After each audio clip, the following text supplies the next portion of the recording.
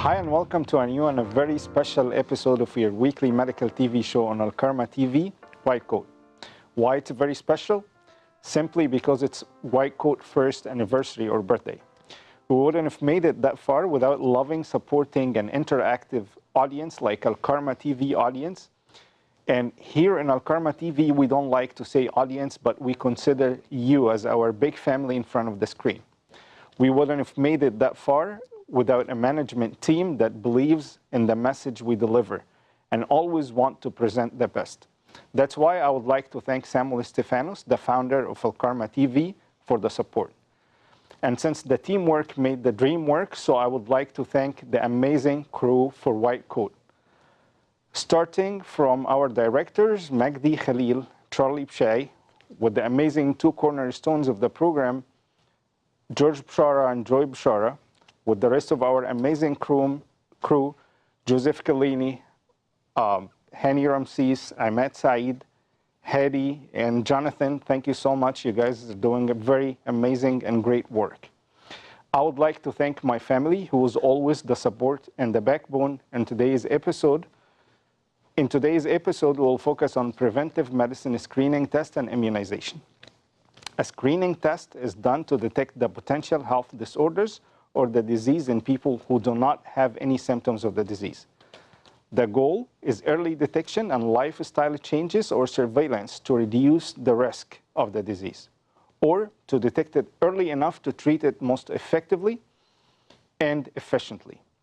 And today, it would be my pleasure and honor to host one of the amazing doctors in Southern California and one of the outstanding physicians, Dr. Authur Blain, to talk to us and teach us about that topic. As you know by now, for interaction with the program, send in all your questions and concerns to our official Facebook page, White Coat, or to interact with my guest directly today, you can call the numbers that will be shown on the screen at any time during the episode. أعزائي مشاهدي قنوات الكرمة في كل مكان في العالم، أعزائي مشاهدي برنامج وايت كوت، أهلا بيكم في حلقة جديدة وحلقة خاصة جدا من برنامجنا الطبي الأسبوعي وايت كوت على شاشات الكرمة. ليه حلقة خاصة جدا؟ لأنه النهاردة لينا مع حضراتكم سنة، النهاردة عيد ميلاد البرنامج الأول، وزي ما أنا بقول ما كناش يعني وصلنا لحد النقطة دي من غير الدعم والتشجيع بتاع حضراتكم كل مشاهدي الكرمة. وزي ما بقول احنا هنا في الكرمة ما بنحبش نسمي مشاهدينا مشاهدي الكرمة قد ما هم عائلتنا الكبيرة اللي بيستنونا قدام الشاشة عشان نقدر نقدم لهم كل جديد وكل مفيد في كل نواحي الحياة بشكل عام. الحقيقة زي ما أنا قلت ما كناش وصلنا لحد النقطة دي من غير إدارة فاهمة وواعية وبتسبورت المسج اللي احنا بنقدمها. عشان كده من هنا بحب أشكر شكر جزيل جدا لصامويل ستيفانوس مؤسس قنوات الكرمة لكل السبورت والدعم اللي هو بيديهولنا والإدراك وكمان بأهمية المسج اللي احنا بنقدمها. كمان بحب أشكر كل التيم اللي بيشتغل في وايت كوت، لأنه فعلا احنا هنا زي عيلة واخوات، واحب دايما ابتدي بالاثنين دايركتورز اللي اشتغلوا في وايت كوت وتعبوا جدا في تشارلي بشاي ومجدي خليل. بحب كمان اشكر الحجرين الزاويه اللي في الكرو جورج بشاره وجوي بشاره. بحب اشكر كل الكرو اللي شغال، يمكن حضراتكم مش شايفينهم قدام الكاميرا، ورا الكاميرات، بدايه من جوزيف الليني، عماد سعيد، هاني رمسيس، الديكور كمان انا نسيت اقوله في المقدمه سعد بطرس. بحب جدا اشكر جوناثان جرجس، هادي حنا، كل الناس اللي عاملين مجهود كبير جدا ورائع عشان احنا نستمر السنه دي مع حضراتكم. بشكر حضراتكم شكر جزيل جدا لكل الورم سبورت اللي بتديهولنا، لكل التفاعل بتاع حضراتكم سواء بالتليفونات او سواء بالمسجات على الفيسبوك. بشكر حضراتكم شكر جزيل جدا، لانه من غير حضراتكم، من غير الاداره، من غير كل الكرو، ما كناش وصلنا للبوينت او للنقطه اللي احنا فيها النهارده. كمان قبل ده كله بشكر ربنا الحقيقه، لانه ادانا امكانيات كبيره جدا ان احنا نقدر نوصل لحضراتكم افضل خدمه ممكنه وافضل الخبراء اللي في المجال الطبي اللي موجودين هنا، اللي نقدر من خلالهم نفيد حضراتكم بيها. بشكر تاني كل حد اشتغل السنة دي. بشكر أسرتي بشكل شخصي جدا لأنه هم كانوا السبورت والباك بون كمان. حقيقة النهاردة حلقتنا شوية قلنا يعني نطلع بقى بره الشكل التقليدي بتاع الطب، والحقيقة اخترنا ان احنا يعني ناخد مع حضراتكم فرع جديد من فروع الطب اللي هو الطب الوقائي. وزي ما حضراتكم عارفين الوقاية خير من العلاج. النهاردة قلنا الطب الوقائي ده لو احنا اتبعنا كل الجايد لاينز اللي هم بيستخدموها هيؤدي للكشف المبكر عن كتير من الأمراض. النهارده العالم كله بيمشي بحاجة اسمها السكريننج تيست أو الكشف المبكر عن الأمراض. يمكن بتبقى تحاليل بسيطة جدا أو أشعات بسيطة جدا مش مكلفة، بس المهم إن احنا نعملها بشكل دوري. وعلى فكرة الطب الوقائي بيشتغل على الناس اللي ما عندهمش أي عرض من أعراض الأمراض اللي احنا هنتكلم عليها النهاردة، ولكن فكرته هي الكشف المبكر بشكل عام.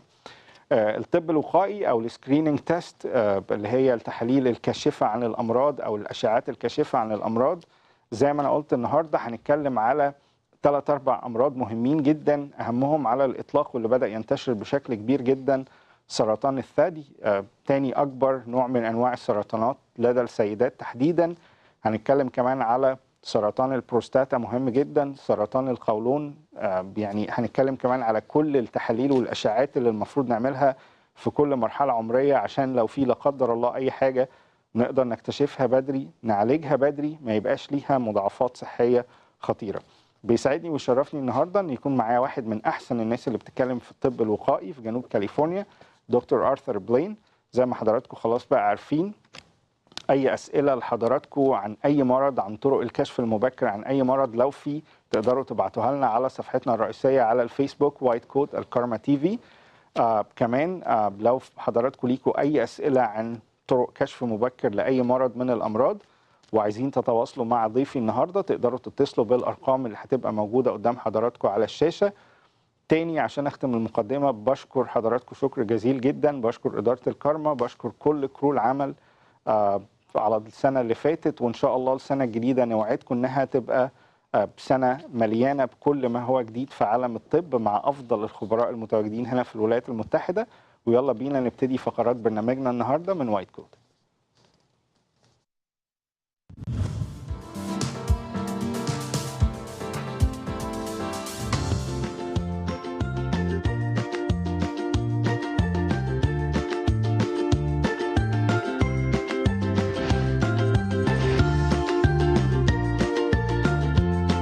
Hi and welcome to the first episode of White Coat. I'm Tamer, Meshel, the host of the new show White Coat.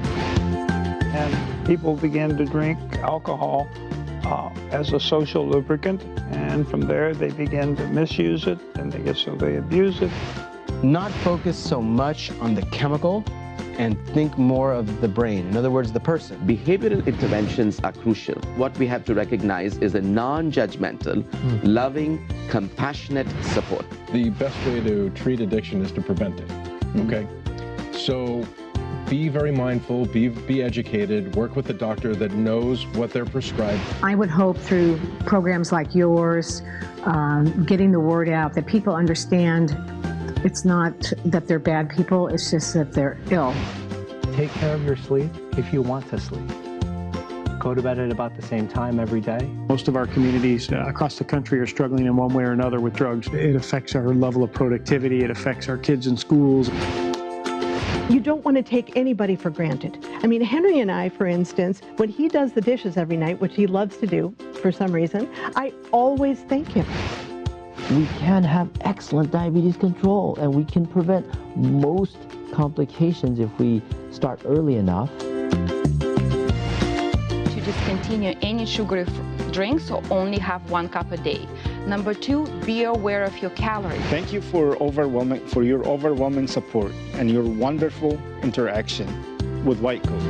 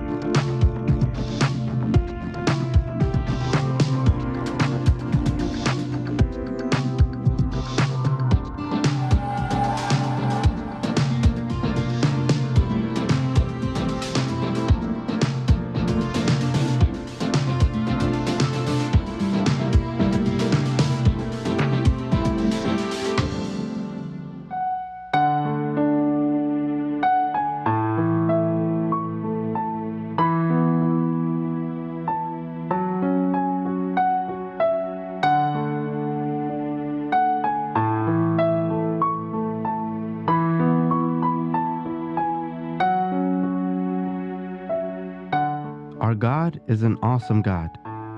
He has given us so much. Family, friends,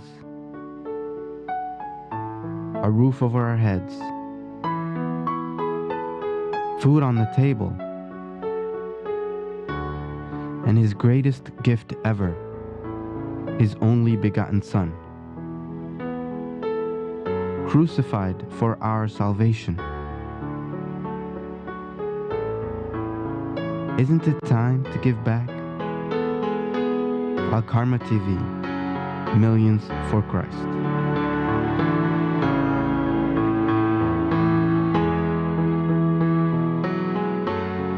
Are you tired of being overweight?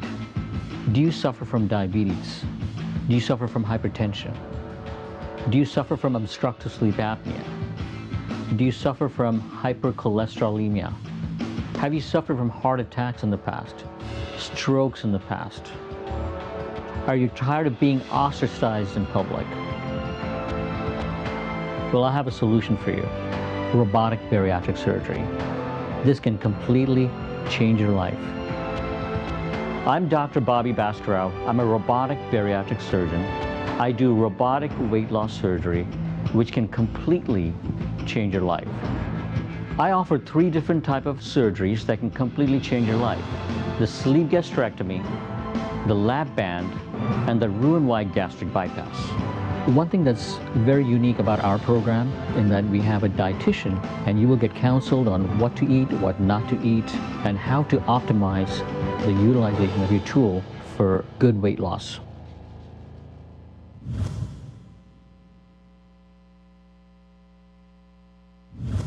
Hi, I'm Dr. Authur Blain, and I'm a family practice doctor, and I'm doing an episode on family medicine, preventive medicine, and health maintenance. I went to UCLA undergraduate, New York Medical College for medical school. I snuck in an MBA at George Washington University. I did my family practice residency at University of California, San Diego, and then I have a little bit of further training in medical acupuncture and hospice and palliative care. My vision is to help people live longer lives through preventive medicine and health maintenance. There's a lot of things we can do to prevent these diseases in the first place, and in fact, there's ways that we can reverse disease, such as diabetes or hypertension. If people lose weight and exercise or watch their diet, sometimes these diseases can reverse, and I've been very successful in a few patients over the years at helping them to do that, and that inspires me to be able to help people to do that. My overall mission is to help people in my practice and through the military and through my teaching in the family practice residency program for which I'm affiliated, to spread this word to patients to live longer lives and prevent disease. My hobbies are running and swimming mainly. I do marathons and ultramarathons, which is basically slow trail running for older people like me. I do open water swimming, at which I'm also very slow, but it's fun.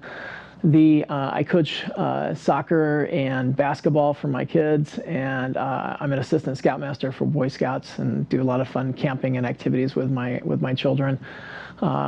My inspiration is probably a synthesis of several hundred doctors that I've come in contact to over the years. And every medical student or resident, when we become doctors, we see a lot of good doctors and so-so doctors, and we become the doctors that inspire us. And there's a Dr. Sugar, who's a good friend of mine, who I think is an excellent doctor, who inspired me. And there's been many other doctors who over the years have inspired me to become better doctors by working closely with their patients and inspiring them to prevent disease and live longer lives.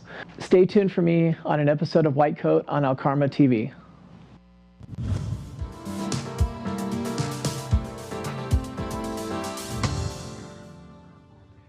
أهلا بحضراتكم مرة تانية في الجزء التاني النهاردة من حلقتنا وايت كوت. زي ما أنا قلت حلقة خاصة جدا، مرور سنة على وايت كوت، وعشان كده قلنا بدل ما نتكلم بنركز كل مرة على فكرة الأمراض والعلاج وكل الكلام ده، النهاردة قلنا نطلع بشكل مختلف شوية، نركز على حاجة اللي هي بيسموها الطب الوقائي، وبدل ما نقعد نتكلم على الأمراض خلينا نتكلم إزاي نمنعها. نمنعها عن طريق إن احنا نعمل التحاليل والفحوصات اللي بيسموها الكشف المبكر.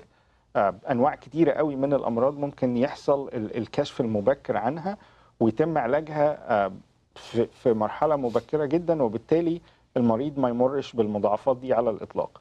نقطة تانية مهمة جدا، هنتكلم على التطعيمات في كل المراحل العمرية، لأنه الناس متخيلة إنه التطعيمات تبقى موجودة بس للأطفال. أبدا، التطعيمات موجودة في كل مرحلة من المراحل العمرية، وبتشتغل إنها تمنع كتير جدا من الأمراض. هنتكلم على كل ده النهاردة. بيسعدني ويشرفني إن يكون معايا ضيف مختلف، دكتور من الناس اللي بتتكلم في الطب الوقائي بشكل كبير جدا، وهيتعلمونا النهاردة عن إيه التحاليل وكل مرحلة عمرية ايه الفحوصات اللي نقدر نعملها، وبتبقى بسيطة جدا، سعرها مش غالي، ونقدر نكتشف في شكل مبكر جدا لو في أمراض لا قدر الله. It's my pleasure and honor to welcome for the first time on White Coat Dr. Authur Blain. Welcome, Dr. Blain. Thank you. Today we'll talk about the preventive medicine. Prevention is better than cure, right? Yes. So in the beginning, to understand better about preventive medicine, what is preventive medicine? Let's define it to the audience. And what are the how do we classify the recommendation for preventive medicine? Yes, preventive medicine is a way to prevent disease before it happens. Okay. And we're looking for patients who have no symptoms, the physical exam's normal, and there's specific recommendations for health maintenance and preventive medicine for different age groups to prevent medicine, starting from children to adolescents to young adults to elderly. And the recommendations are a little bit different for each age group. Okay. How do we classify those recommendations, like according to the important, like how do we classify those? Yeah, so one of the main ways we classify it is according to a classification system by the United States Preventive Task Force Services. There's A, B, C, D, and then I recommendations. Okay. It's important to know, though, that there's other recommendations besides the United States Preventive Task Force Services. Okay. That's a general recommendation for most of us, and each specialty society, many government agencies, many healthcare plans have other specific recommendations that doctors follow. Good doctors, we do more than any of these societies or recommendations recommend. So we go over and above. That's the standard of care. But so for A recommendations for the United States Preventive Task Force Services, there's a high certainty that the net benefit is substantial, and then Okay. I'll tell you what the definitions of net benefit and certainty that are. would be my next question. The B recommendations is a moderate certainty that there's a net benefit, and then there's C recommendations and D recommendations in which there's not necessarily a benefit, but we still, most doctors, we still might do D recommendations, and I'll describe those. So when we talk about certainty and net benefit, what's certainty and what's net benefit? Yeah, so certainty is defined as the likelihood that this U.S. Preventive Task Force Services assessment of net benefit, that this preventive service is correct. And when they say correct, they're talking about evidence-based medicine, they're looking at studies. There's also expert panels that get together and analyze the data, and then they come up with an A, B, or C recommendation. So it's proved, clinically proved, basically. Yeah, there's science behind it. There's proof behind it, and there's studies that are good quality studies that show that this particular recommendation will decrease morbidity or mortality or extend your life expectancy or do what the test is supposed to do. But net benefit is defined as the benefit minus the harm of this preventive service in a general primary care population. So all these recommendations are for a general primary care population. There's specific populations that are at higher risk that we do more aggressive interventions, but this talk today is just a general preventive medicine talk to talk about general recommendations. So it's good to define the risk factors as well.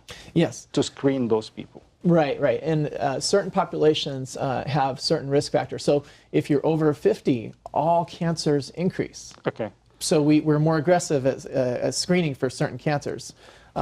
If you're younger, adolescents, for example, there's higher risk of drownings or swimming pool accidents just because that's a higher risk population. So we do certain things at certain ages as doctors to recommend interventions.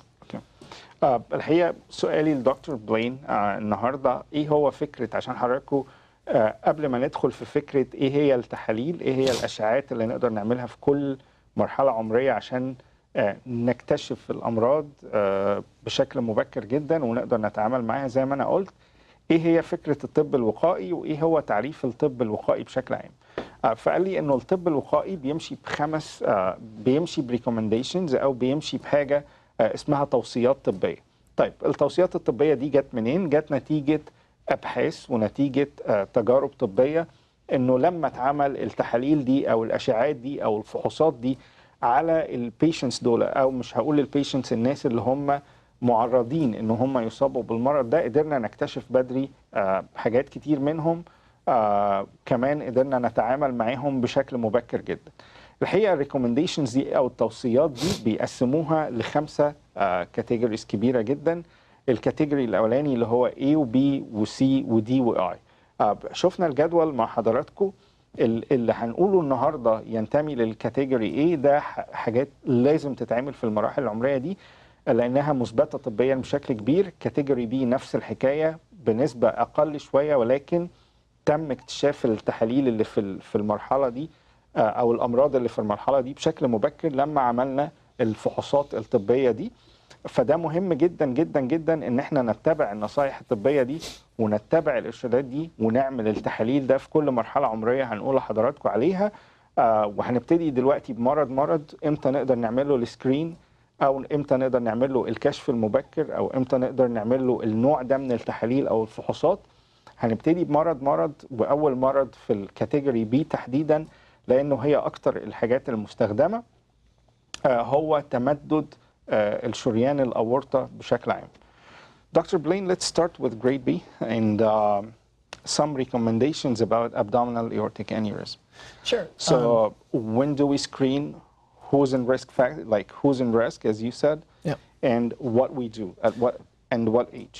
Sure. So we'll go over some grade B recommendations, and that's generally what most doctors are supposed to be doing and what most patients are supposed to be doing. Okay.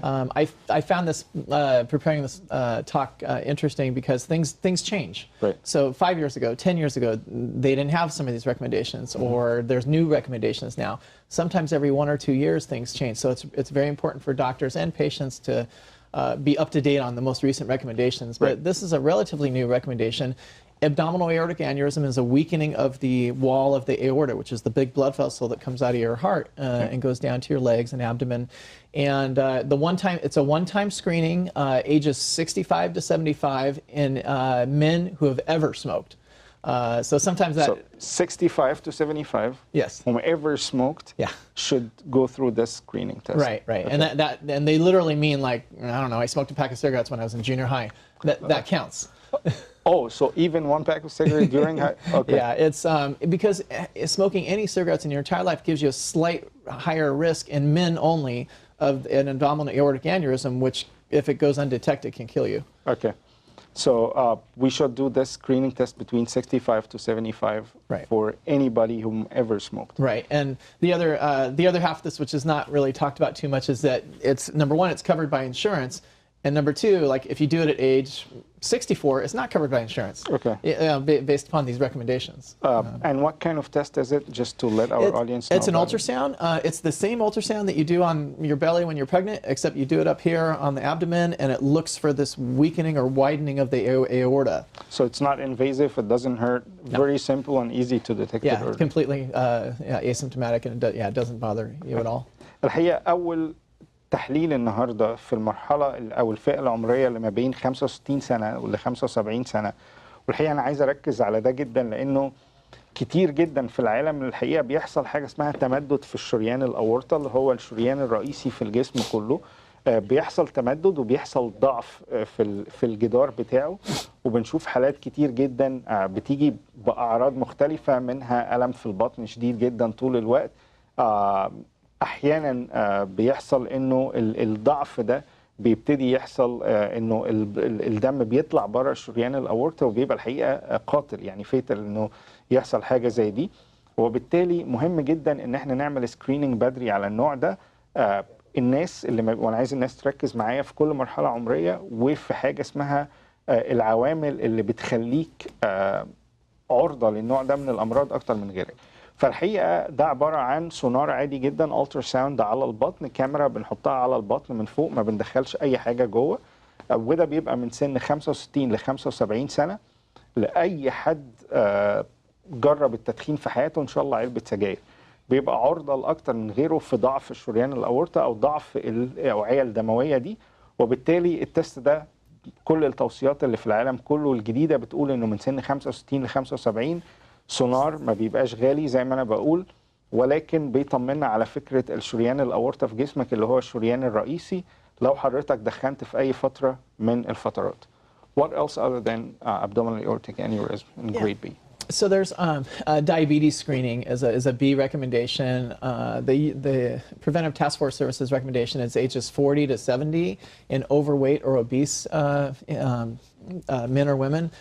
That being said, if you come in at 16 years old and you're obese, we're going to screen. Okay. You know, so in other words, if we see, and most of us, if you come in for a physical exam, we're going to screen for diabetes with a glucose and a hemoglobin A1C, or labs anyway. But the recommendation is between 40 and 70, you need to do it regardless if you're overweight or obese. And especially if the patient has, or not the patient, if you have family history of diabetes, that makes it even more stronger, right? Right. And all these recommendations are for asymptomatic people who have no, you don't know about their family history, or they have no family history. Okay. But any higher risk people who've had a heart attack or have a family history or anything else, we screen more often and more aggressively. Okay.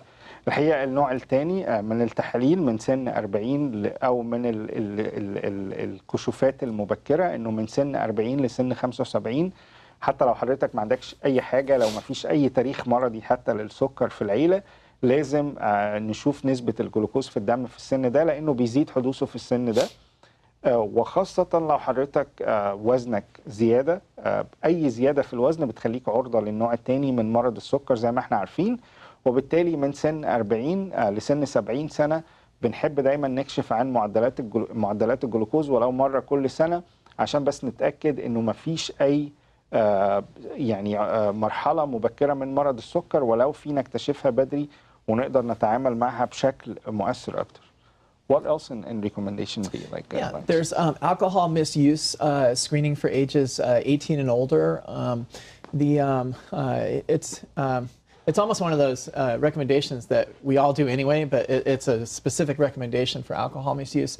I always tell my residents and any young doctors I see, when you first meet a patient, if you don't know them, you do a complete history and physical exam regardless, and part of that is always the social history, and you're asking about drugs and alcohol and smoking anyway. So this is just another recommendation, but it's a specific recommendation, ages 18 and older, just screen everybody. Okay, what other than those, like, and still in the same category recommendation before we talk about the breast cancer? Sure. So aspirin, that gets a little bit controversial. There's a new study out, so keep an eye on this recommendation. But there's a little calculator you can pull up on your phone to calculate your risk of heart disease or cardiovascular risk. And if your risk is 10% or greater in ages 50 through 59, they recommend taking a daily low-dose aspirin, which is 81 milligrams. That being said, those of us who are at higher risk, my father had a heart attack somewhere in his 40s. I take a baby aspirin every day regardless. And if you're a cardiologist, you probably do the same thing. Right. So if these are general recommendations for people with no risk factors or no higher risk other than this cardiovascular risk of 10%, and it's a real simple, your doctor can do it in his office, or but chances are if you have a family history of heart disease. It's an app on the cell phone, anybody can. Yeah, it's an app on the cell phone, but your doctor, if you have a higher risk, he's probably going to say, you might want to take a baby aspirin every day. Right. I don't personally calculate the 10%. I just, if I see somebody in front of me who has these risk factors, I just say, you might want to take a baby aspirin every day. Okay. Asymptomatic bacteriuria too is one of them. So this is getting a urine culture at the prenatal screening. Your OB doc is going to do this, but sometimes family practice docs, we practice prenatal care. So getting a urine test to screen for bacteria in the urine, it's just a recommendation that it's part of your prenatal workup. All OB docs get it. So if you just go to normal prenatal care, your doctor has a checklist, and they're just going to automatically do it. You don't even know they're doing it, but this is a recommendation. اوكي. الحقيقه برضو من التحاليل المهمه جدا اللي لازم نعملها هو فكره ان حضراتكم بالذات لو في اي تاريخ مرضي في العيله بتاع جلطات في القلب او اي حاجه من دي فلازم الدكتور كمان يعمل حاجه اسمها اسسمنت، يعني بيشوف اذا العرضه بتاع حضرتك لفكره الجلطات بالتاريخ المرضي بتاع العيله وعوامل الوزن، عوامل الضغط، الحاجات دي كلها. لو شاف انه ده مهم جدا، مهم انه حضرتك تبقى على اسبرين يعني جرعه يوميه 81 مللي جرام بتاع الاطفال بس عشان تقي من خطر الجلطات والحاجات دي. السيدات الحوامل باستمرار حتى لو ما فيش اي التهابات في مجرى البول لازم يخضعوا لفكره الفحوصات، عشان لو في بكتيريا في البول بشكل عام ممكن تبقى مؤذيه جدا. فتاني حتى لو ما فيش اعراض للسيدات الحوامل مهم جدا ان كل مره تروح للدكتور يتم الكشف عن البكتيريا في البول، لانه ممكن تعمل التهابات في مجرى البول وتعمل مشاكل كبيره جدا. هنوصل بقى دلوقتي للموضوع، يعني دي كانت ريكومنديشنز بسرعه جدا او توصيات سريعه جدا لانواع مختلفه من الامراض، ولكن هنوصل او هنتكلم دلوقتي على جزء كبير جدا وجات لنا عليه اسئله كبيره جدا، فكره الكشف المبكر عن سرطان الثدي في السيدات. هنوري حضراتكم الاحصائيات، هنوري حضراتكم ايه طرق الكشف المبكر عن سرطان الثدي، لانه مهم جدا جدا جدا ان احنا يعني زي ما بقول نحاول قدر الامكان نكتشفه بدري، لانه للاسف بقت في حالات بتوصل لمراحل متاخره من دون اكتشافها بدري وبيبقى التعامل معاها صعب بشكل كبير. So one of the most important screening tests is for breast cancer, and we got a lot of questions about breast cancer screening. So would you walk us through the statistics first to see how big is the problem, then we can talk about the screening test? Sure. So in North America, it's the leading cause of cancer in women. It's the second leading cause of cancer death. 2001, there were 192,000 diagnoses, 40,000 deaths. Wow! So it's 1 out of 5 almost. It's huge. It's a very large number, and there's for every disease we ever see in clinic or anywhere, we look for risk factors, but in more than 50% of these women, there are no risk factors. You know. We do the breast exams. The women do their own breast exams, and either the doctor or the woman finds it, or we find it on a mammogram, of course. But most of the time, there is no risk factor that leads people to this diagnosis or finding the breast cancer. There are risk factors such as there's genetic predispositions. That's our first question on Facebook today. She's from Texas, and she's asking you who would be at risk. For breast cancer. So there's genetic predispositions. There's a gene called BRCA, BRCA, and there's 1 and 2. And they give you increased risk of breast cancer. They give you increased risk of other types of cancers. So for example, BRCA1 gives you increased risk for breast cancer, ovarian cancer, colon cancer, and prostate cancer. Okay. And BRCA2 gives you increased risk for breast cancer and ovarian cancer. But we do this test in high-risk people, but as a family practice doctor or a general internal medicine doctor or OBGYN, if you come to us and say, my sister had breast cancer, we're doing all the testing automatically. So any first-degree relative will put you on risk. Yeah, your mom or your sister had breast cancer, we're automatically getting all this extra testing. We might even send you to a geneticist. Wow. Another question, is being overweight is a risk factor for breast cancer? Being overweight is a risk factor for all cancers, including breast cancer. Okay. It's a small percentage, but it's just a risk factor. And I don't think anybody knows specifically what chemicals are involved or why, but it's just a correlation. Okay. الحقيقة زي ما أنا قلت لحضراتكم واحدة من الفقرات المهمة جدا واللي جالنا عليها أسئلة بشكل كبير جدا جدا هو سرطان الثدي. إيه هي طرق الكشف عن سرطان الثدي؟ مين اللي بيبقى أكتر عرضة من غيره في السيدات لسرطان الثدي؟ الحقيقه انا قلت لدكتور بلين خلينا الاول نشوف الاحصائيات ونشوف الارقام اللي عندنا عشان نوري الناس قد ايه المشكله دي كبيره. في شمال امريكا بشكل عام هو تاني سبب من اسباب السرطانات اللي بتؤدي للوفاه هو سرطان الثدي في السيدات. قد ايه المشكله كبيره، وزي ما حضراتكم شايفين الاحصائيات لو نحطها برضو معانا على الشاشه عشان نوري حضراتكم الارقام يبقى كويس جدا. تاني اكبر سبب من اسباب الموت نتيجه الكانسر هو سرطان الثدي، فمهم جدا الكشف المبكر عنده. كمان سنة 2001 وده يمكن من فترة طويلة جدا في 192 ألف حالة تشخصوا، 40 ألف منهم ماتوا. ده يقول لنا إنه 1 من كل 5 لو ما تمش الكشف المبكر بيكتشف في مرحلة متأخرة وبيؤدي للوفاة. 50% من السيدات دي ما كانش عندهم أي أسباب واضحة ليه جالهم سرطان ثدي، ولكن هم اكتشفوه. زي ما دكتور بلين قال انه الحاجات اللي بتزود ده هو زي تقدم السن بشكل عام. لو في اي قريب من اقارب حضرتك من الدرجه الاولى عنده سرطان الثدي لازم يتم الكشف المبكر باستمرار، وهنناقش في الجاي ايه هو الحاجات اللي بنقدر نكتشف فيها بشكل مبكر سرطان الثدي لانه مهم جدا جدا. كمان من الحاجات جالنا سؤال من بنت الرب من تكساس بتسأل مين هم الناس اللي اكتر عرضة من غيرهم. زي ما دكتور بلين قال لو في أقارب من الدرجة الأولى عندهم لازم نعمل كشف وتحاليل وأشعات مبكرة إن احنا نقدر نشوف دولة، لأنه زي ما دكتور بلين قال إنه في نوع من الجينات اسمه البراكا 1 والبراكا 2 ده مهم جدا في نقل النوع ده من السرطانات من جيل لجيل جوه العيلة الواحدة. سؤال تاني جالنا من هنا من كاليفورنيا بيقول زيادة الوزن ممكن تبقى سبب من مسببات سرطان الثدي. زي ما دكتور بلين قال انه زيادة الوزن بتزود فرصة السرطانات بكل انواعها وخاصة سرطان الثدي، فمهم جدا ناخد بالنا من وزننا. زي ما انا قلت هرجع تاني لفكرة الجينات. في جينين رئيسيين في فكرة سرطان الثدي بنسميهم البراكا 1 والبراكا 2.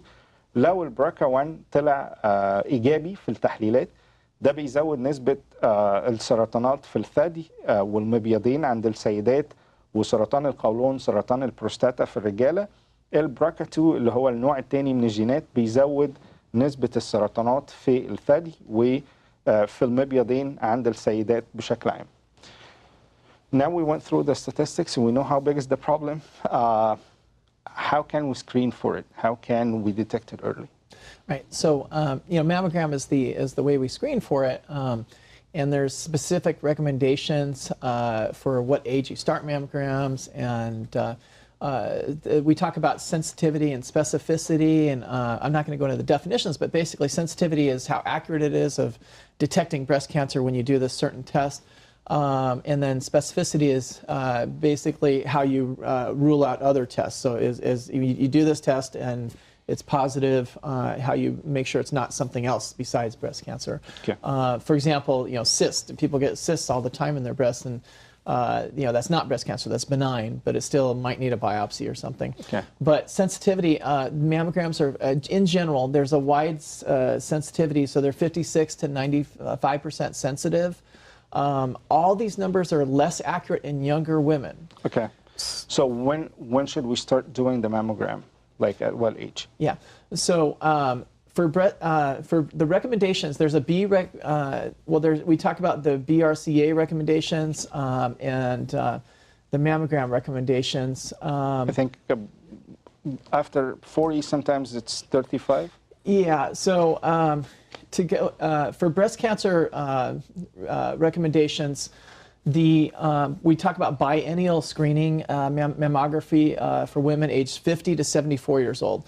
That's different than what most doctors do. Most of us, if you come in at age 40 you're having it's all a discussion with your doctor. Right. You say, Doc, I want my mammogram at age 40. You're probably going to get your mammogram. But I'm also going to say, all the recommendations say start at 50. Okay. If we start at 40 or, anytime younger, of course, there's a much higher risk of having false positives. Okay. And then that might give you an unnecessary biopsy or unnecessary surgery or treatment. So that's the reason why we say to start at age 50 to 74, and it's a B recommendation, it's evidence-based medicine. So that's why your doctor is telling you every 2 years starting at age 50 and then stopping at age 74. And then even after age 74, if you're 74 and you look like you're 50 and you're still walking 3 miles a day, yeah, I don't know, we're probably still going to do mammograms for the next 10 years maybe. But it's a discussion between you and your doctor. So BRCA1, BRCA2 is a screening tool. Mammogram is a screening tool. Right. Is there any other tools that we can use to detect breast cancer? There's other tests, but they can do, not for screening purposes, and these tests are only done for high-risk patients, or they're only done if you find something on exam or if you're higher risk. So, for example, if we feel a little bump, we're probably going to get an ultrasound on that in addition to a mammogram.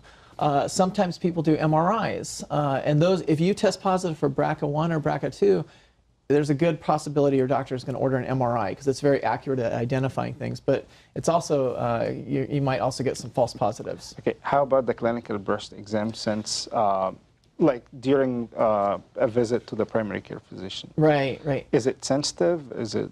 So the clinical breast exam is not as accurate these days. There's no specific recommendation to do that clinical breast exam. The most recent recommendations do not support the clinical breast exam. Okay.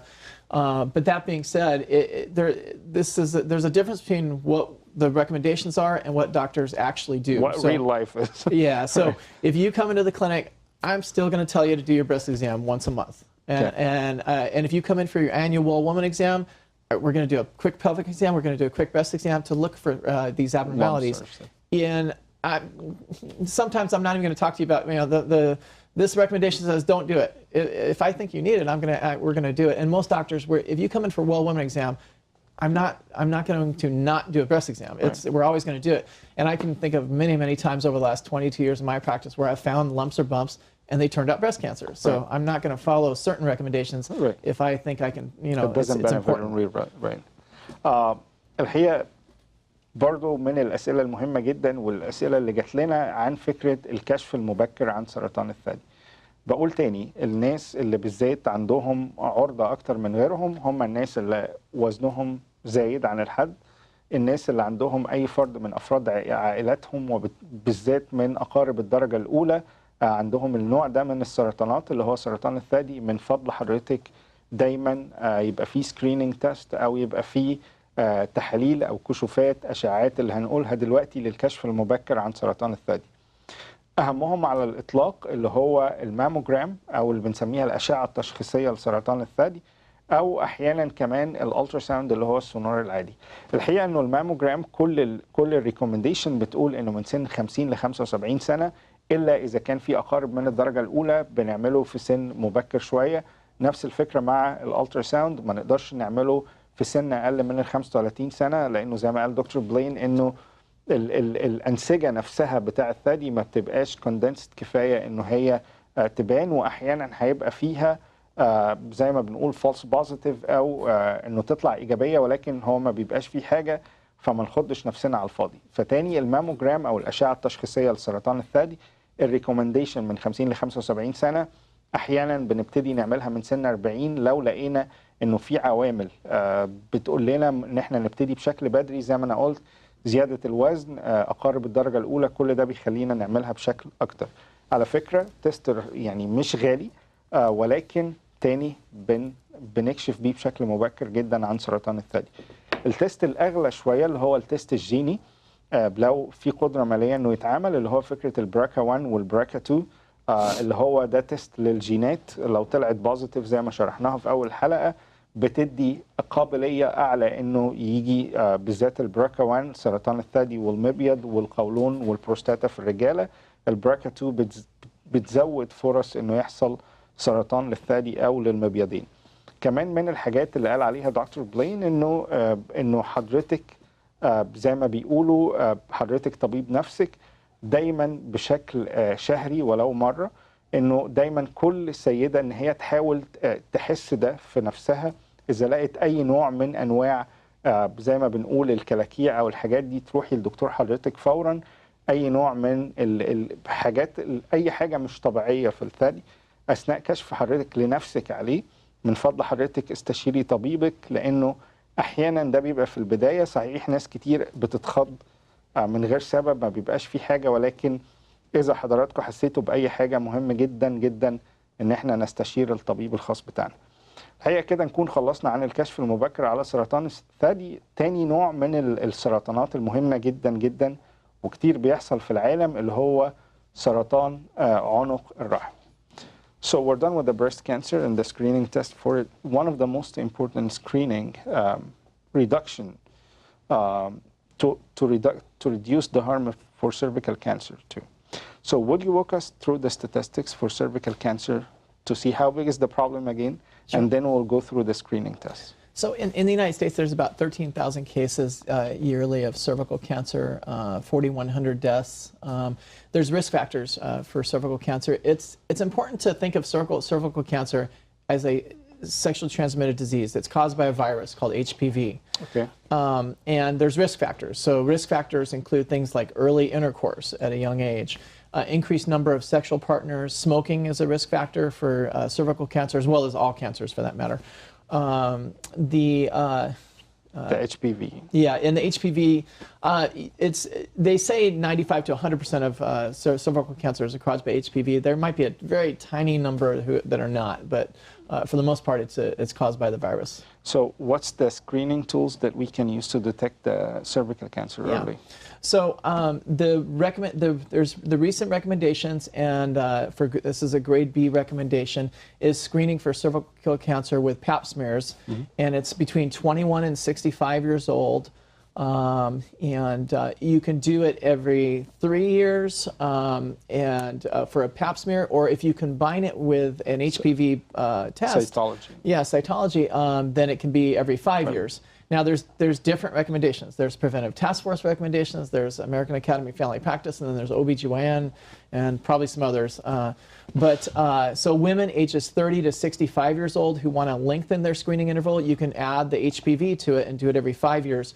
And I always have women talk to me about this saying, I don't know about every 5 years, and then they get nervous about it. If you don't have HPV, for the most part, you can't get cervical cancer. Okay. So that's that you should be comfortable. If you get a negative HPV test, you should walk away thinking, there's almost no way I'm going to get cervical cancer, unless you have risk factors. Okay. So basically it's related to the HPV, just to let our audience have better understanding for it. If the HPV is negative, you're way safer. It's not quite zero, but it's darn close to zero. Right. But that being said, if your risk factors increase that I just talked about, then you should probably go in sooner, or to get screened. الحقيقة النوع الثاني اللي بنتكلم عليه النهارده اللي هو سرطان عنق الرحم. سرطان عنق الرحم من الحاجات المنتشرة بالذات هنا كمان، يعني أكتر من البلاد الثانية. على مستوى الولايات المتحدة في 13,000 حالة كل سنة، في منهم تقريبا 4,000 بيموتوا، يعني نسبة 30%، واحد من كل 3 منهم بيموت. الحقيقة ده له أسباب كتيرة جدا، منهم العلاقات الجنسية في سن مبكر بشكل كبير جدا. لو تم علاقات جنسية مع أكتر من طرف أو أكتر من شريك، ده بيزيد برضو بشكل كبير جدا. من الحاجات اللي بقولها وبتزود كل أنواع الكانسر هو التدخين. فالتدخين بشكل كبير جدا بيزود فرص سرطان عنق الرحم. زي ما أنا قلت، العلاقات الجنسية في سن مبكر، أنه يبقى فيه أكتر من سكشوال بارتنر أو أكتر من إقامة علاقات جنسية مع أكتر من طرف في نفس الوقت. كمان حاجة مهمة جدا وأكبر سبب من مسببات سرطان عنق الرحم هو فيروس بيتنقل أثناء العلاقة الجنسية، اسمه ال HPV أو الهيومن بابيلوما فيروس. من الحاجات اللي بتبقى يعني سبب كبير جدا من مسببات عنق الرحم اللي هو الهيومن بابيلوما فيروس. الحقيقة عشان نمنع ده، وأنا عارف إنه الكلام في ده بالذات مع ثقافتنا بيبقى فيه تعارض كبير جدا، في حاجة اسمها باب سمير أو بنسميها مسحة بتحصل من عنق الرحم. الطبيعي إنه بتتم في كل السيدات من سن 21 ل 65 سنة، بتبقى كل 3 سنين، ولكن ممكن نخليها كل 5 سنين إذا عملنا تيست للهيومن بابيلوما فيروس. لو طلع نيجاتيف بنمدها، بنخلي مسحة عنق الرحم كل 5 سنين. أنا عارف إن النقطة دي بالذات حساسة جدا إن إحنا نتكلم فيها مع ثقافتنا الشرقية، لانه كتير جدا من السيدات ما بتعملش التست ده في حال عشان غشاء البكاره والعذريه وكل الكلام ده. ولكن الكلام في المطلق بشكل عام انه من 21 ل 65 سنه مفضل جدا ان احنا نعمل مسحه من عنق الرحم كل 3 سنين او 5 سنين لو الهيومن بابيلوما فيروس طلع نيجاتيف، لانه ده بيساعد بشكل كبير جدا عن الكشف المبكر عن سرطان عنق الرحم والتعامل معاه في مرحله مبكره جدا جدا. So breast cancer is done. Cervical cancer is done. How about colorectal cancer? Yeah. So same sequence, statistics, then screening tools. Sure. So colon cancer is the 4th most common cancer in the United States. It's the 2nd leading cause of death, cancer death in the United States. We start screening at age 50 generally. There's colon cancer is caused by polyps, and they're not just regular polyps; they're precancerous polyps. They're called adenomas, and so we're trying. The best screening is flexible sigmoidoscopy or colonoscopy. We're trying to actually visualize the polyp, and when the doctor goes in and sees that, he takes a little snare and snips it off, and you're done. If he takes the polyp off, you're not going to get cancer. So we start at the age of 50. What about if there is any family history?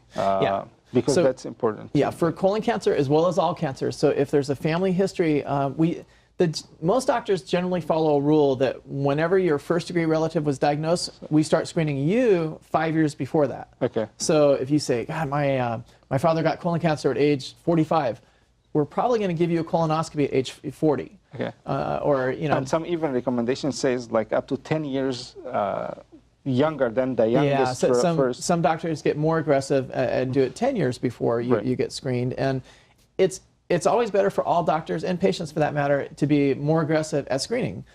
So you can follow the recommendations, or you can say, I'm going to do it 10 years before your father was diagnosed, and that's perfectly fine. There's genetic predispositions to colon cancer. For example, there's something called familial polyposis, and I had a 25-year-old patient who, when they went in with a colonoscopy, they saw hundreds and hundreds of polyps. And so he's at a huge risk for colon cancer at age 25. And so if you have young members of your family, especially first-degree relatives who had some sort of cancer, you want to go to your doctor and get screened right away. So first-degree relative is a huge risk factor. Yeah, it's first-degree. And then I always have people come to me and say, well, my uncle had this, or my grandpa had this. You're really not at increased risk, getting it. So second-degree, third-degrry relatives does not really give you a big increased risk for most cancers. So what's the screening tool for colon cancer? So there's different screening tools. The most common thing people are doing these days is called a FIT test. It's an immunochemical test that's extremely accurate. So people remember the stool cards that we used to do. We say put a small sample of stool on the card and bring it back. All that does is check for a tiny bit of blood. The immunochemical test is much more accurate. So if you do that every 12 months, there's some good evidence that it's just as accurate as identifying colon cancer as a colonoscopy. So it could be a replacement for a colonoscopy. It could be. They're still working on the studies, and but that's the minimum you should do. Just do that stool card test. It's called a FIT test, capital FIT, and do that every 12 months, and most insurances cover it.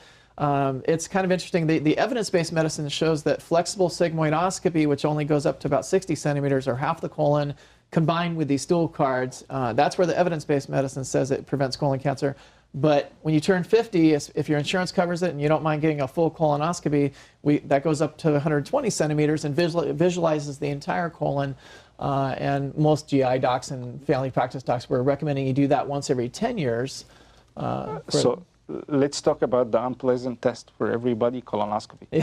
How do we get ready? A lot of people are usually turning down the colonoscopy. So what's your message to them today? So I'm an involuntary expert, so I've had one. I've had two, actually. So the test, you're not going to remember the test. It takes all of 5 minutes. They give you Versed through your IV, which is an amnestic. You're going to wake up from the actual test and go, Doc, did you get started yet? Have you done the test yet? And because you're not going to remember. The day before is not fun. The day before you got to drink a gallon of Go Lightly, which I don't know why they call it Go Lightly, because you're going to poop every 5 minutes all day long. Not the day before. They have to clean you out in order to visualize the colon. So the day before is not fun. You're just going to the toilet all day, and you do your test, and you're done. There's not any pain really, because they're going to give you medicine through the IV, so it's not painful. You're not going to remember the test because they give you a tiny bit of Versed. So I want you to give them like a direct message in your camera for people who turning down the colonoscopy? Yeah, my recommendation is just do it.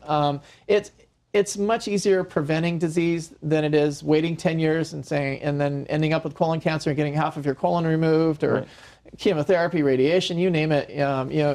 The entire purpose of our talk today is preventing disease before it happens. Right.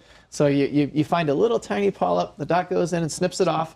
You're not going to get cancer. Right. So it's really preventive test, and it really detects any kind of abnormalities in the colon. Yeah, and they're going to tell you about other things. If you're old, they might see a little diverticuli, which is a little outpatching of the colon. They might see some hemorrhoids. They might see some benign findings, which it's good to know about anyway. But so our message today: do it. Yeah, just do it. And if you really don't want to do the colonoscopy, do those stool cards, the FIT cards. Okay. Because that's very, very accurate also. But if your FIT card comes up positive, I'm going to call you on the phone and say you need to do a colonoscopy. Okay. A positive FIT card means you do a colonoscopy to go in and look. Okay. But negative FIT card means there's no colonoscopy negative for FIT 12 card, months. you're good for 12 months. Okay. الحقيقة سؤالي لدكتور بلين كان عن الكانسر أو سرطان القولون بشكل عام، لأنه في العالم كله دلوقتي في ريكومنديشن إن احنا يحصل تحاليله للكشف المبكر أو أشعات للكشف المبكر عنه. الحقيقة كان زمان، وده اللي أنا اتكلمت معاه فيه، إنه كان زمان بنعمل منظار للقولون، اليوم اللي قبله تقريبا بتشرب نوع من السوائل بيفضي كل القولون. ناس كتير قوي ما كانتش بتحب الفكرة دي، وكتير من الناس بتقول ان احنا نقعد نأجل. الحقيقة عشان بس نبقى فاهمين حجم المشكلة اللي احنا بنتكلم عليها، وانا دايما بحب اجيب لحضراتكم كل الاحصائيات عشان نبقى عارفين احنا بنتكلم على مشكلة كبيرة قد ايه. سرطان القولون هو اكبر رابع من مسببات الكانسر في دولة زي الولايات المتحدة، وتاني سبب من اسباب السرطانات اللي بتؤدي للموت في الرجال، زي سرطان الثدي تقريبا في السيدات. 50% منهم من الناس اللي هي عندها قابلية لده بتتشخص فعلا بسرطان للقولون. عايز اقول لحضراتكم حاجة، انه زمان كنا بنستخدم المنظار، كل الريكومنديشن بتقول انه من سن 50 ل 75 نحاول قدر الامكان ان احنا نعمل منظار القولون عشان نشوف لو في اي مشاكل، في اي حاجات في مرحلة مبكرة نقدر نعملها بدري. دلوقتي القصة دي اتغيرت في العالم كله، منظار القولون بيبقى أرخص، ولكن الفيت كارد أنا عارف إنه في الشرق الأوسط بيبقى شوية أغلى، ولسه يمكن حتت ما نزلش فيها. عبارة عن كارد بناخد فيه عينة من البراز بتاع البيشنت ونحطه في الكارد ده. لو طلع نيجاتيف لأي شكل من الأشكال، يعني بناخد مسح، أنا آسف، ونحطه على الكارد. لو طلع بوزيتيف بأي شكل من الأشكال بنعمل منظار. فممكن الفيت كارد ده نقدر نستخدمه، بيبقى كويس لحوالي 12 شهر. لو طلع نيجاتيف التست ده لحد 12 شهر بنكرره كل سنة تقريبا، ولكن سرطان منظار القولون بنكرره كل 10 سنين. فيفضل انه الناس اللي عندها اقارب من الدرجة الاولى كانت بتعاني من سرطان القولون نبتدي نعمله بدري. كل الريكومنديشنز الجديدة كمان بتقول انه 10 سنين او من 5 ل 10 سنين اصغر من اصغر قريب من أقارب الدرجة الأولى. يعني خلينا نقول إنه لو سرطان القولون ظهر في العيلة عند أصغر واحد عند 45 سنة، لو ده قريب من الدرجة الأولى حضرتك تبتدي من سن 35 سنة تعمل التحاليل دي. سرطان القولون مهم جدا جدا جدا وخطر كبير جدا، نقدر نكتشفه بدري عن طريق المنظار أو عن طريق الفيت كارد الجديد، ولكن في كل الأحوال لازم نحاول نعمل الحاجات دي عشان الكشف المبكر عن سرطان القولون. هنرجع نكمل مع حضراتكم باقي الأمراض، وهنبتدي بسرطان البروستاتا بعد ما نرجع. زي ما بقول لحضراتكم هي حلقة للطب الوقائي، وإيه التحاليل أو الأشعات اللي نقدر نعملها للكشف المبكر عن كل أنواع الأمراض دي، لأنها زي ما احنا بنقول الوقاية خير من العلاج. نشوف حضراتكم بعد الفاصل ونرجع معاكم نكمل برنامجنا النهاردة وايت كود.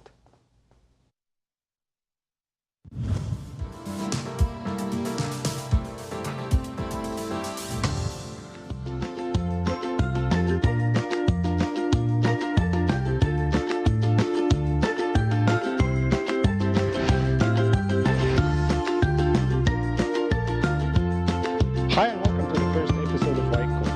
I'm Tamer, Meshel, the host of the new show White Coat. And people began to drink alcohol as a social lubricant, and from there they begin to misuse it, and they abuse it. Not focus so much on the chemical and think more of the brain. In other words, the person. Behavioral interventions are crucial. What we have to recognize is a non-judgmental, loving, compassionate support. The best way to treat addiction is to prevent it, okay? So be very mindful, be educated, work with a doctor that knows what they're prescribed. I would hope through programs like yours, getting the word out, that people understand it's not that they're bad people, it's just that they're ill. Take care of your sleep if you want to sleep. Go to bed at about the same time every day. Most of our communities across the country are struggling in one way or another with drugs. It affects our level of productivity, it affects our kids in schools. You don't want to take anybody for granted. I mean, Henry and I, for instance, when he does the dishes every night, which he loves to do for some reason, I always thank him. We can have excellent diabetes control, and we can prevent most complications if we start early enough. To discontinue any sugary drinks or only have 1 cup a day. Number 2, be aware of your calories. Thank you for your overwhelming support and your wonderful interaction with White Coat.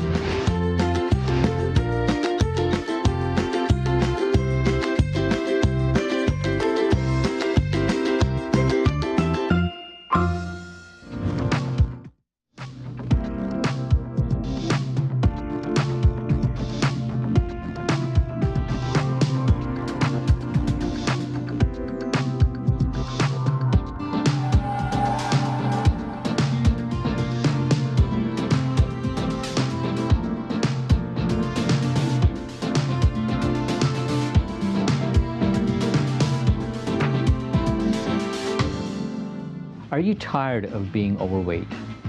Do you suffer from diabetes? Do you suffer from hypertension? Do you suffer from obstructive sleep apnea? Do you suffer from hypercholesterolemia? Have you suffered from heart attacks in the past? Strokes in the past? Are you tired of being ostracized in public? Well, I have a solution for you. Robotic bariatric surgery.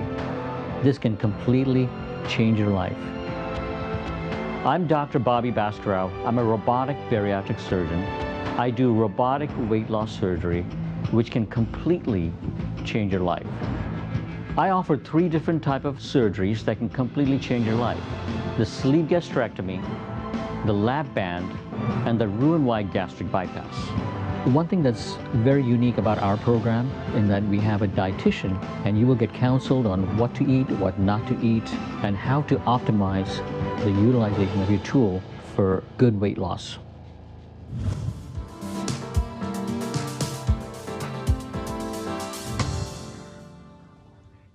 أهلا بحضراتكم مرة تانية في الجزء الأخير من حلقتنا النهاردة وايت كوت عن الطب الوقائي والتحاليل أو كل الفحوصات الطبية اللي ممكن نعملها للكشف المبكر عن أنواع معينة من الأمراض. الحقيقة ابتدينا مع حضراتكم بفكرة التمدد الشريان الأورطة، اتكلمنا كمان عن امتى نعمل كشف مبكر عن مرض السكر، اتكلمنا كمان عن سرطان الثدي، اتكلمنا عن سرطان عنق الرحم، اتكلمنا عن سرطان القولون، اتكلمنا على كل الفحوصات الطبية الجديدة اللي بتتعمل للكشف المبكر عنهم، لأن زي ما قلنا لحضراتكم الوقاية خير من العلاج.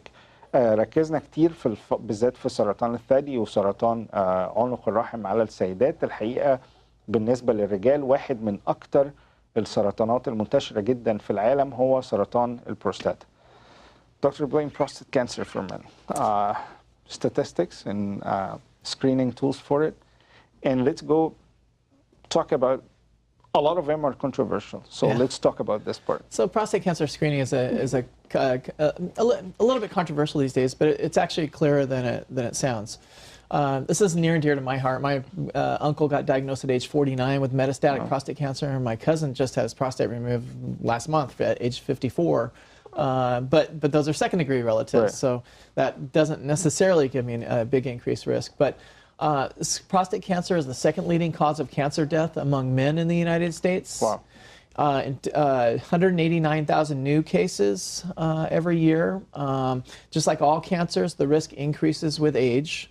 It's about 6.5% risk at age 60. Wow. If you, one statistic I always think is fascinating, if you do an autopsy on 75-year-old men who passed away of any cause, 85% of them have prostate cancer. In the vast majority of those, though, it had nothing to do with why they died. Okay. So you're going to die with prostate cancer most of the time and not of prostate cancer. There's ethnic differences. And the reason to talk about all this is it leads to different ways we screen people. Okay. So Asian Pacific Islanders, relative risk 1.0, African American 3.33. So, 3 times the risk in African American men. So, if we're going to screen for in African American men, typically I would start at age 45 instead of age 50, for example. That's just one example because they're higher risk.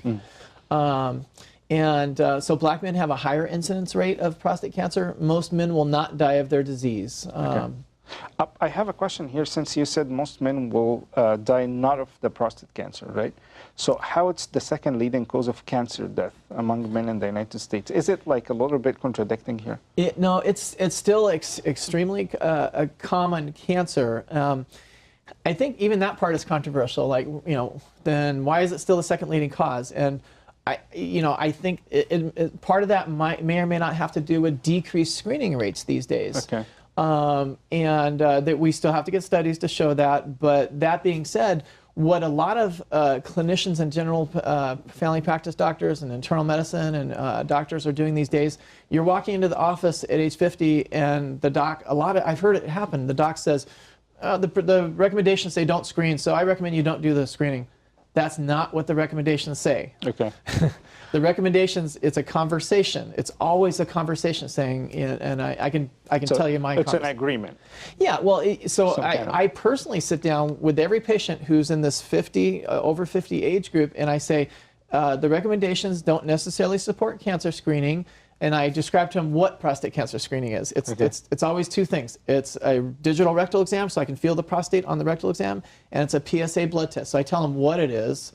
I say, it's not, these 2 tests are not really accurate at identifying prostate cancer. So that's one of the things you got to think about. And if we identify prostate cancer, all the treatments don't necessarily add years onto your life. So the chemotherapy, radiation, surgery, they don't add a whole lot of years onto your life, if any.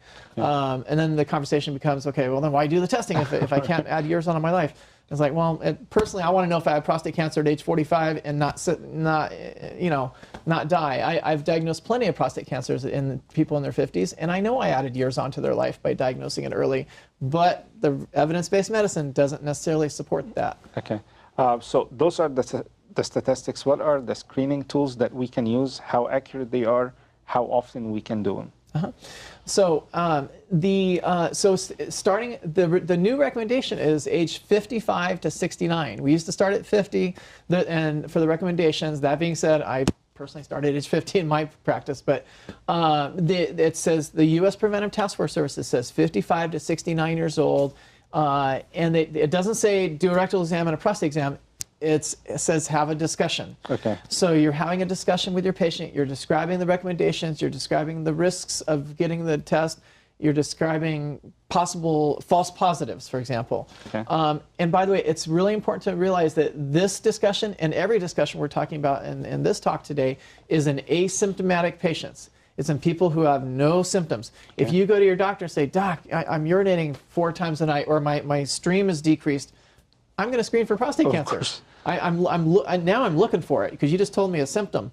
This is for people who have no symptoms. That's very important to tell our audience. It's those kind of screening tests for asymptomatic. Yeah, like no you don't have to have the all. symptoms to get a screen. Right, and then so it's important that if you have symptoms, we're gonna look for it. Now you're getting everything. And you can say no, of course, but I'm gonna say we should do a PSA. We should do a rectal exam. And I may or may not send you to a urologist, for example. But anytime you have symptoms, we're screening. That is not part of this discussion. We're going to look for everything. Okay. I have a question here. they're asking about the blood test, which is PSA. Is it by itself accurate enough to diagnose prostate cancer? It's not. It's not a very accurate blood test to diagnose prostate cancer. And I have people do it in my practice all the time. They go, Doc, I don't want to do that rectal exam. That's what he just said exactly. He doesn't like the unpleasant test, which I know. They say, I just want the blood test. And I'm flat out going to say it's not very accurate. And not only that, if the PSA ends up elevated, you probably don't have prostate cancer anyway. It's probably prostatitis, like an infection, or it's BPH, which is swelling of the prostate. So most of the time the PSA blood test is elevated anyway, it's not prostate cancer, it's something else. Okay. We have a phone call from California. بنت الرب من كاليفورنيا اتفضلي. نقصت 10 باوند في خلال سنة وعمالة أخس وماليش نفس الأكل وعملت كل التحليلات كويسة بس ما عملتش القولون والمعدة. معلش أنا ما سمعتش الجزء الأول من حضرتك. حضرتك في آخر سنة بتخسي؟ خسيت 10 باوند في خلال سنة. أوكي. وماليش نفس الأكل. أوكي.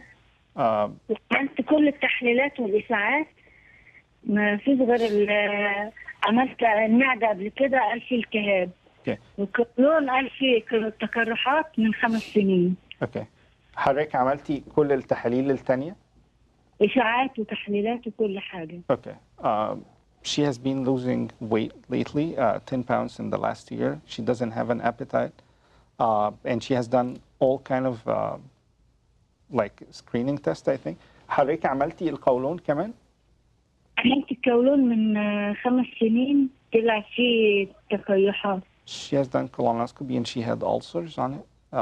What else she can do beside those screening tests? So for a general symptom like that, just general weight loss, the first thing we always do, if you come into my practice, I'm going to do a complete history and physical exam. So I'm going to ask you about your past medical history, past surgical history, family history for risk factors. I'm going to ask social history about smoking, drugs, alcohol. I'm going to go through a big review of systems, and that just asks specific questions about shortness of breath or nausea, vomiting, or diarrhea. So I'm going to ask every symptom that might be relevant to the weight loss. Complete review of systems. I'm going to get a blood test and check just standard screening blood tests, and depending on your age. Mm-hmm. So if you're 50, I may or may not, screen for a mammogram, or if you're female and you haven't done a well-woman exam, for example, I'm saying let's get a pap smear, let's get a pelvic exam, mammogram, breast exam. So we look for everything. Okay. طب معلش لو زي ما قال دكتور بلين انه احنا محتاجين يعني نجو اوفر كل الميديكال هيستوري بتاع حضرتك كمان لو نعرف السن يبقى كويس. فلو حضرتك تسيبي رقمك في الكنترول روم هنكلم حضرتك بعد الحلقة عشان محتاجين تفاصيل أكتر من حضرتك. بشكر حضرتك لاتصالك. So back to the prostate cancer again. Just a quick review about this question. PSA is not as accurate as, because that's the question on Facebook. So my discussion with patients is if you're going to screen for prostate cancer, it's always a digital rectal exam and a PSA. It's not one or the other. You don't say, I don't want to do that rectal exam. Let's just do the blood test. If you do that, I'm going to write in the chart, say, I recommended he do both, but he chose not to. But you always do both. That's like doing half of a screening or something. And you can say that about any one of these tests. If you're going to do it, you do the appropriate screening that's acceptable. For 38 screening. years old, bodybuilder. Taking steroids, testosterone. What is it? How old? 38 years old, bodybuilder. He's taking testosterone, like steroids in general. Yeah. He's asking you, does it affect or make him more liable to get prostate cancer than usual? Yeah, it does. It increases the risk of prostate cancer. It probably increases the risk of other cancers. It does a whole lot of other bad things. And you can think about the baseball players who have passed away and. I'm not going to go through specific names, but you can think of a lot of baseball players who passed away at early ages and other sports. And so it affects your heart. It can damage your heart. It can damage your adrenal glands. It can cause emotional, psychiatric issues. Shut down his whole endocrine system in general. Steroids and testosterone. There's some evidence that testosterone can affect your heart and cause heart disease. So My attitude on all this is very simple. Just eat a good, healthy diet. Do not take supplements or steroids or hormones if you don't have to. You can get plenty of muscles just working hard and not doing steroids. He just responded back. He's saying he's not doing hardcore testosterone. It's just androgenic like supplement. It still affects the hormone. It probably is safe. It is. It's pre-testosterone. But the answer is there's no evidence-based medicine to tell me or anybody else or the patient or a doctor. There's no evidence-based medicine to say it's safe or it's not safe. Okay. So people come to me with all these supplements and say, Doc, I'm taking this. Is it safe? And in a respectful way, I say, I don't know, because there's no studies to show that it's safe or not safe. But definitely, like doing any kind of steroids would affect his hormonal system. Steroids are not good, and then it causes all kinds of problems, especially in young men. It causes erectile dysfunction. You may or may not be able to have kids someday. There's other risks. Okay. الحقيقة اتكلمنا على سرطان البروستاتا بشكل عام في الرجال. زي ما قال دكتور بلين، احنا بنحب نبتدي السكرينينج او الفحوصات او الكشف المبكر من سن عادة بنحب نبتدي من سن 55 سنة ل 69 سنة في الرينج ده عند الرجالة. في الأول كنا بنحب نبتدي عند سن 50. زي ما أنا قلت لحضراتكم الإحصائيات بتوري حاجات كتيرة جدا. تاني سبب من أسباب الكانسر في الرجال بشكل عام، في 2002 189 ألف حالة اتشخصت بالبروستات كانسر، بتزيد في بعض الافراد عن او في بعض الاثنكس جروب عن الجروبس الثانيه. اكتر حد بيحصل له سرطان البروستاتا بشكل عام هم الافريكان امريكان او الناس اللي هي من اصول افريقيه ذو بشره سمراء، بيحصل لهم اكتر من غيرهم. كمان مهم جدا ان احنا حاجتين بيتعملوا للكشف المبكر عن سرطان البروستاتا. اولهم على الاطلاق اللي هو تحليل دم بسيط جدا، حاجه اسمها البي اس اي او البروستات سبيسيفيك انتيجين. ده بيوري حاله البروستاتا عامله ازاي، ولكن ممكن يعلى في كتير من الاوقات نتيجه التهابات او حاجات كده، ولكن اذا طلع نورمال بشكل عام بيطمنا بشكل كبير. كمان حاجه تانية مهمه جدا هو الفحص الموضعي نفسه للبروستاتا. انا عارف انه جالنا سؤال على ده، احب برضه ارد على السؤال ده. بيقول ان هو ما بيحبش فكره الفحص الموضعي بشكل عام، فهل تحليل البي اس اي لوحده كافي؟ زي ما الدكتور بلين قال مش سنسيتيف كفايه، ففكره الفحص الموضعي كمان بتبين حاجات مهمه جدا. فده عاده زي ما انا بقول من سن 55 ل 69 مهم جدا ان احنا لما نزور الدكتور بتاعنا. انا عارف انه كتير بيكرهوا فكره الفحص الموضعي ولكنه مهم. كمان تحليل الدم ده مهم جدا بشكل عام. للشاب اللي بعت لنا وسألنا على ان هو بادي بيلدر بيحب يروح الجيم والحاجات دي، بيستخدم بعض الاسترويدات، فهل ده بيأثر عليه مستقبلا؟ زي ما دكتور بلين قال انه ده بشكل عام بيأثر على كل الهرمونات اللي في جسمك بشكل عام، بيعمل نوع من انواع ضعف الانتصاب، كمان بيزود القابلية بتاعت حضرتك لسرطان البروستاتا على اللونج ران، يعني بعد سن 50 بشكل عام. فمن فضل حضرتك اللي بيروحوا الجيم، نصيحة لكل الشباب مش بس للشاب ده، نصيحة لكل الشباب انه قدر الامكان نبتعد عن فكرة الاستيرويدز والبادي بيلدرز والناس اللي بتروح الجيم والحاجات دي، لانه ده مهم جدا جدا. Dr. Blain, vitamin D deficiency screening. How much do you recommend it? I know it's controversial, but do you recommend it? How often should every woman do it? So it falls into a category I recommendation, meaning it just means there's insufficient evidence to support screening for vitamin D. I think most doctors, you go see the doctor and we're going to do a certain blood test, and a lot of times we're going to add a vitamin D blood test on there. But there's insufficient evidence to show a benefit or harm for screening. There's some evidence that it helps falls in nursing homes if you screen and treat with vitamin D, for example. But that being, and there's some new studies that there's no good evidence yet, but there's some new studies that show that it may or may not help your heart a little bit, and that's still controversial. One of our viewers from Arizona is asking, do you recommend any daily doses of vitamin D in general? So there's, so I personally take vitamin D as a vitamin every day, but there's no evidence evidence-based medicine to support what I'm doing. Myself, with my father having a heart attack in his 40s, I just try to do any little tiny harmless benefit thing that I can find to maybe help, maybe not. So is there any daily recommended dose? If you're going to take it, it's like 400 units to 1,000 units every day.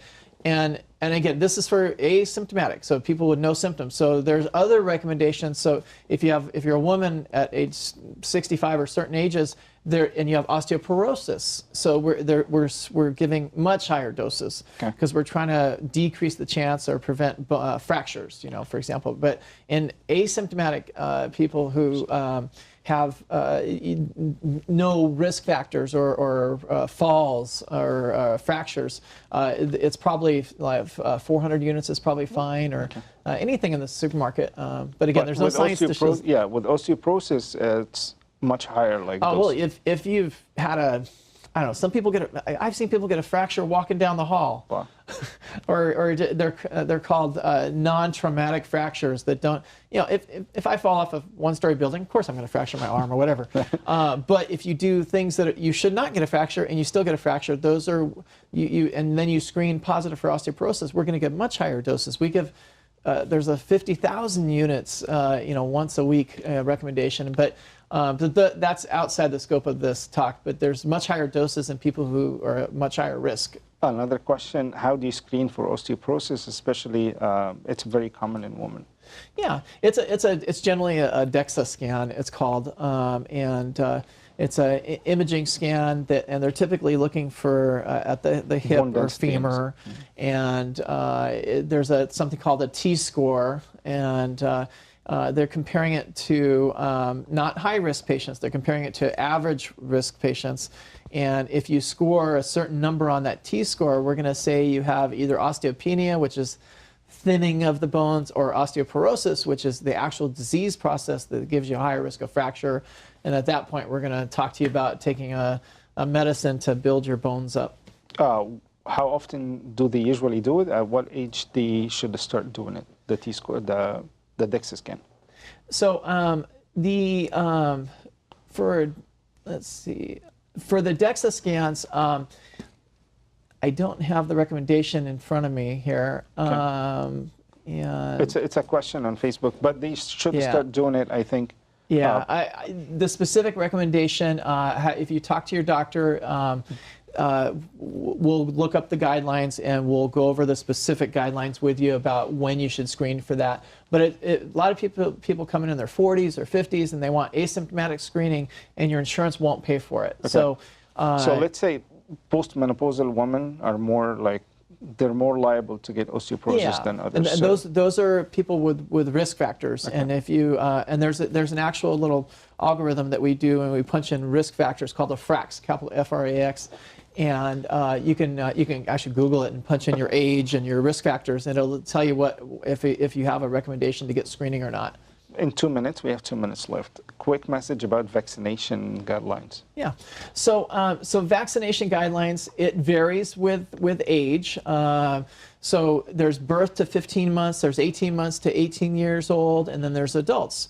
There's specific schedules, which we're not going to discuss, but specific recommendations, things like hepatitis B, rotavirus, which is an infection of the stomach, diphtheria, tetanus, pertussis, Haemophilus influenza, measles, mumps, rubella. These are all vaccinations that the children are going to get when they go to their doctors.